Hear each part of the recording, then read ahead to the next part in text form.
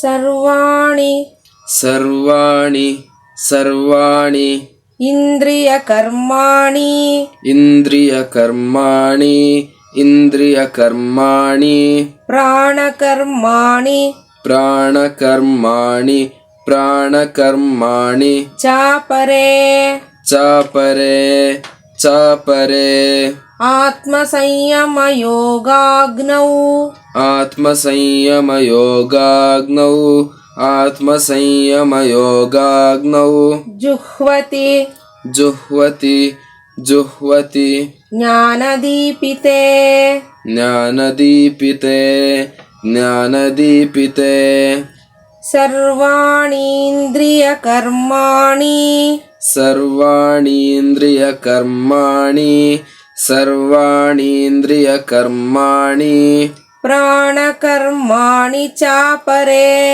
ಪ್ರಾಣಕರ್ಮಾಣಿ ಚಾಪರೇ ಪ್ರಾಣಕರ್ಮಾಣಿ ಚಾಪರೇ ಆತ್ಮಸಂಯಮ ಯೋಗಾಗ್ನೌ ಆತ್ಮಸಂಯಮಯೋಗಾಗ್ನೌ ಆತ್ಮಸಂಯಮಯೋಗಾಗ್ನೌ ಜುಹ್ವತಿ ಜ್ಞಾನದೀಪಿತೆ ಜುಹ್ವತಿ ಜ್ಞಾನದೀಪಿತೆ ಜುಹ್ವತಿ ಜ್ಞಾನದೀಪಿತೆ ಸರ್ವಾಣೀಂದ್ರಿಯ ಕರ್ಮಾಣಿ ಪ್ರಾಣಕರ್ಮಾಣಿ ಚಾಪರೇ ಸರ್ವಾಣೀಂದ್ರಿಯ ಕರ್ಮಾಣಿ ಪ್ರಾಣಕರ್ಮಾಣಿ ಚಾಪರೇ ಸರ್ವಾಣೀಂದ್ರಿಯ ಕರ್ಮಾಣಿ ಪ್ರಾಣಕರ್ಮಾಣಿ ಚಾಪರೇ ಆತ್ಮಸಂಯಮ ಯೋಗಾಗ್ನೌ ಜುಹ್ವತಿ ಜ್ಞಾನದೀಪಿತೆ ಆತ್ಮಸಂಯಮಯೋಗಾಗ್ನೌ ಜುಹ್ವತಿ ಜ್ಞಾನದೀಪಿತೆ ಆತ್ಮಸಂಯಮಯೋಗಾಗ್ನೌ ಜುಹ್ವತಿ ಜ್ಞಾನದೀಪಿತೆ ಸರ್ವಾಣೀಂದ್ರಿಯ ಕರ್ಮಾಣಿ ಪ್ರಾಣಕರ್ಮಾಣಿ ಚಾಪರೇ ಆತ್ಮಸಂಯಮ ಯೋಗಾಗ್ನೌ ಜುಹ್ವತಿ ಜ್ಞಾನದೀಪಿತೆ ಸರ್ವಾಣೀಂದ್ರಿಯ ಕರ್ಮಾಣಿ ಪ್ರಾಣಕರ್ಮಾಣಿ ಚಾಪರೇ ಆತ್ಮಸಂಯಮಯೋಗಾಗ್ನೌ ಜುಹ್ವತಿ ಜ್ಞಾನದೀಪಿತೆ ಸರ್ವಾಣೀಂದ್ರಿಯ ಕರ್ಮಾಣಿ ಪ್ರಾಣಕರ್ಮಾಣಿ ಚಾಪರೇ ಆತ್ಮಸಂಯಮಯೋಗಾಗ್ನೌ ಜುಹ್ವತಿ ಜ್ಞಾನದೀಪಿತೆ. ಹಿಂದಿನ ಶ್ಲೋಕದಲ್ಲಿ ಇಂದ್ರಿಯಗಳನ್ನ ಒಳಕ್ಕಿಳ್ಕೊಂಡು ಮನಸ್ಸನ್ನ ಏಕಾಗ್ರವಾಗಿಸೋ ಯೋಗವನ್ನ ಹೇಳಿದ್ದ ಪರಮಾತ್ಮ ಹೇಗೆ ಮಾಡೋದು. ಇಲ್ಲಿ ಜ್ಞಾನದಿಂದ ಇಂದ್ರಿಯ ಪ್ರಾಣಗಳನ್ನ ಆತ್ಮರೂಪವಾಗಿ ಕಂಡುಕೊಂಡು ಅವುಗಳನ್ನ ಗೆಲ್ಲೋ ಕ್ರಮವನ್ನ ಹೇಳ್ತಾನೆ.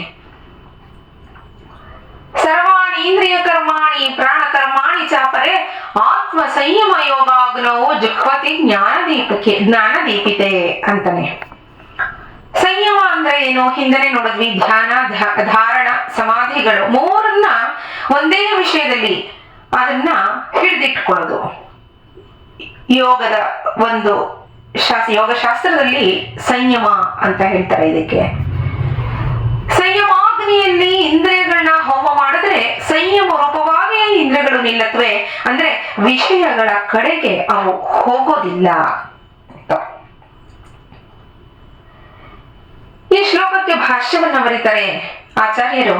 ಕಿಂಚ ಸರ್ವಾಣಿ ಇಂದ್ರಿಯ ಕರ್ಮಾಣಿ ಇಂದ್ರಿಯಾಣಾಂ ಕರ್ಮಾಣಿ ಇಂದ್ರಿಯ ಕರ್ಮಾಣಿ ತಥಾ ಪ್ರಾಣ ಕರ್ಮಾಣಿ ಪ್ರಾಣೋ ವಾಯು ಆಧ್ಯಾತ್ಮಿಕಃ ತತ್ಕರ್ಮಾಣಿ ಆಕುಂಚನ ಪ್ರಸಾರಣಾದೀನಿ ತಾನಿ ಚ ಅಪರೇ ಆತ್ಮ ಸಂಯಮ ಯೋಗಾಗ್ನೌ ಆತ್ಮನಿ ಸಂಯಮಃ ಆತ್ಮ ಸಂಯಮಃ ಸ ಏವ ಯೋಗಾಗ್ನಿಃ ತಸ್ಮಿನ್ ಆತ್ಮ ಸಂಯಮ ಯೋಗಾಗ್ನೌ ಜುಹ್ವತಿ ಪ್ರಕ್ಷಿಪಂತಿ ಜ್ಞಾನದೀಪಿತೆ ಸ್ನೇಹನೇವ ಪ್ರದೀಪೆ ವಿವೇಕ ವಿಜ್ಞಾನೇನ ಉಜ್ವಲ ಭಾವಂ ಆಪಾದಿತೆ ಪ್ರವಿಲಾಪಯಂತಿ ಇತ್ಯರ್ಥಃ.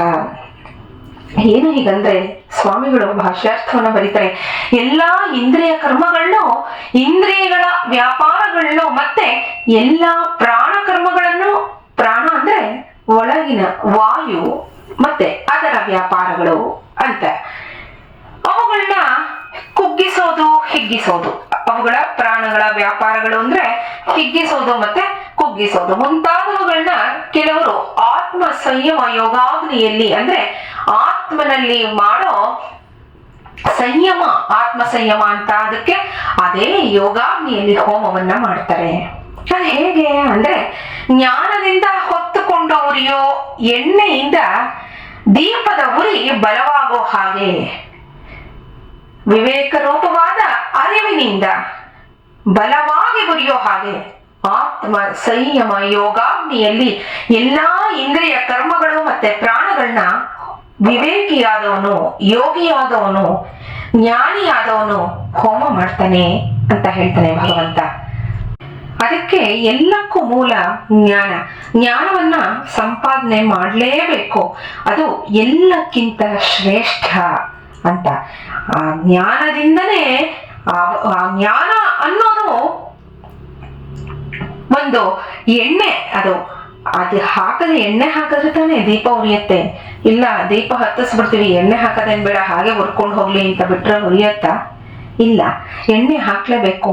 ಅದು ಜ್ಞಾನ ಆಗಿರ್ಬೇಕು, ಜ್ಞಾನದಿಂದ ಅದನ್ನ ತುಂಬಬೇಕು. ನಮ್ಮ ಮನಸ್ಸಿನಲ್ಲಿ ಆಗೋ ತೊಳಲಾಟಗಳನ್ನ ಅದನ್ನೆಲ್ಲ ಹಿಡಿದಿಟ್ಕೊಳ್ಳೋದಕ್ಕೆ ನಮಗೆ ಜ್ಞಾನ ಬೇಕೇ ಬೇಕು ಅಂತ ಹೇಳ್ತಾನೆ ಭಗವಂತ.